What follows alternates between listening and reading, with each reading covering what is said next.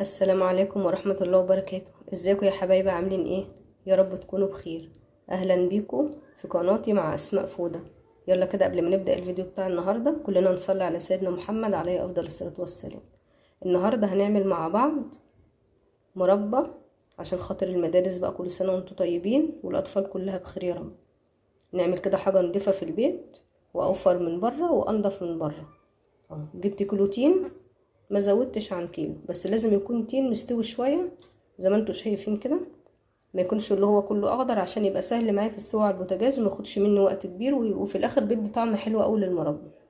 ومعايا كوبايه سكر كبيره وليمونه، مش هحتاج اكتر من من 3 مكونات دول. هبدا اللي انا اقطعه كده زي ما انتوا شايفين، بشيل اللي هو العين اللي فوق ده وبقطعه حتت صغيره قوي.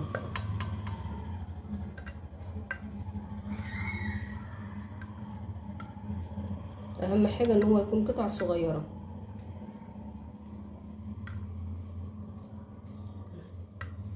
شايفين؟ قطع صغيره خالص عشان تبقى في الاخر تستوي بسرعه، يبقى في الاخر شكلها حلو. هنشيل العين ده كده من فوق ونقسمه نصين نقطع قطع صغيره خالص. يا ريت لو انت بتشوفيني لاول مره يا ريت تعملي لايك، تفرحيني باللايك والاشتراك في القناه وفعلي زر الجرس سبسكرايب عشان يوصلك كل جديد. عايزه اقول لكم يا جماعه ان انا بفرح جدا باللايكات اللي بتعملوها وبتعليقاتكم، ده بيفرحني جدا وبيديني حافز ان انا استمر في الفيديوهات بتاعتي وان انا اصور فيديوهات جديده وابقى متواصله معاكم دايما. فياريت تشجعوني وتفرحوني كده والاقي لايكات، اكبر عدد من لايكات والاشتراك في القناه ان شاء الله عشان يوصلك كل جديد. عايزه اقول لكم ان هي في الاخر صغيره كده زي ما انتم شايفين.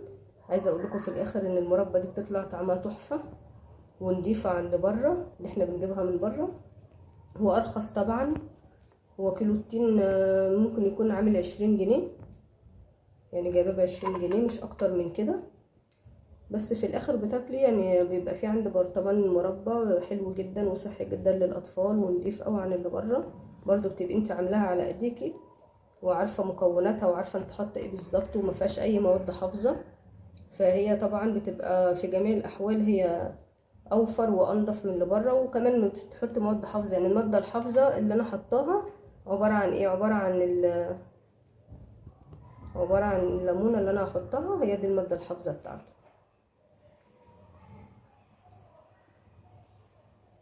هقطعه صغير كله، الكميه اللي معايا كلها انا ما زودتش، انا جايبه كيلو بس عشان اوريهولكم. وكل سنه وانتم طيبين والاطفال يا رب كلها بخير وبصحه. ابدا ان انا اعمل لكم كده فيديوهات حلوه عشان المدارس وعشان السندوتشات بتاعت الاطفال الصغيره كده، وهم نازلين الصبح ان شاء الله بدري يبقى معاهم سندوتشاتهم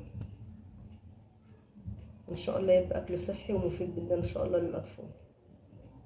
هكمل بقيه تقطيع الكيلوتين وهرجع لكم تاني. وزي ما انتوا شايفين كده يا جماعه، قطعتها قطع صغيره كلها، مش قطع كبيره. المربى بتقطع قطع صغيره. وحطيت على كوبايه سكر كبيره اللي انا وريتها لكم في اول الفيديو.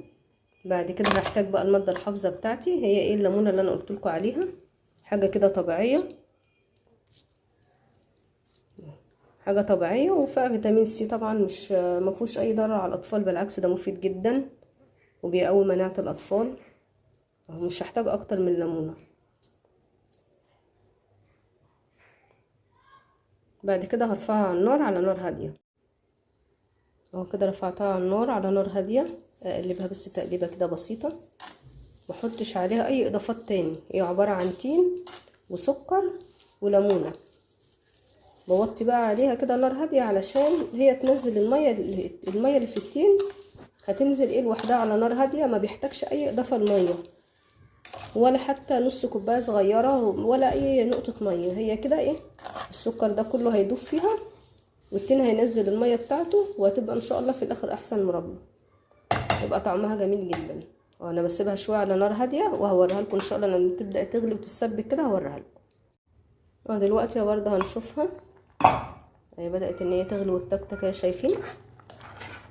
انا طبعا عصره الليمونه من الاول خالص، من اول الفيديو وانا عصره لها الليمونه، بطل عليها وبقلبها برضو من الوقت للتاني، يعني بهدي عليها النار. اهم حاجه النار تكون هاديه، اهم حاجه النار تكون هاديه عليها، عشان برضو ايه ما تشدش مني من تحت او تتلسع مني من تحت. لازم بيبقى النار هاديه جدا عليها، وتسيبيها بقى براحتها، يعني اديها وقتها اهي، بتاخد وقتها معايا، وبسيبها براحتها خالص على ما تتسبك وكل الميه دي بتنشف فيها. ده في بس حاجه بسيطه قوي اهو، شايفين يا جماعه بقت عامله ازاي، تخنت شويه ازاي. بس برضو احنا مش هنطفي عليها دلوقتي، برضو هنسيبها شويه كمان اهو، نسيبها شويه كمان على ما ايه، على ما تتسبك اكتر.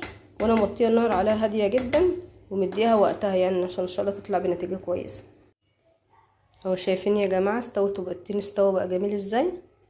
شرب التين، شرب الميه بتاعته كلها، شكلها جميل وطعمها طبعا هتلاقيه ان شاء الله تحفه، وهيوفر عليكي كتير في البيت بصراحه، هتبقى انضف واوفر من اللي بره بكتير، وحاجه انت عاملاها على ايدك. شوفوا لونها جميل وهي ايه وكده مستويه خالص كده بقى. انا هطفي عليها دلوقتي اهو، كده استوت خالص زي ما انتوا شايفين. وانا عبيتها معايا اهو في علبه، لو عايزه مثلا تعبيها مثلا في بطرمان ماشي مفيش مشكله، انا عشان بس مش متوفر معايا بطرمان دلوقتي فعبيتها في العلبه دي برضو، اللي هي العلبه البلاستيك دي، وبرضو تحط في التلاجة مفيش اي مشكله. عايزه اقولك ان هي طعمها انا دقتها جميله جدا ومسكره زي اللي هي بتاعت بره واحسن كمان، ودي حاجه عاملاها على ايدك انضف واوفر بكتير من بره.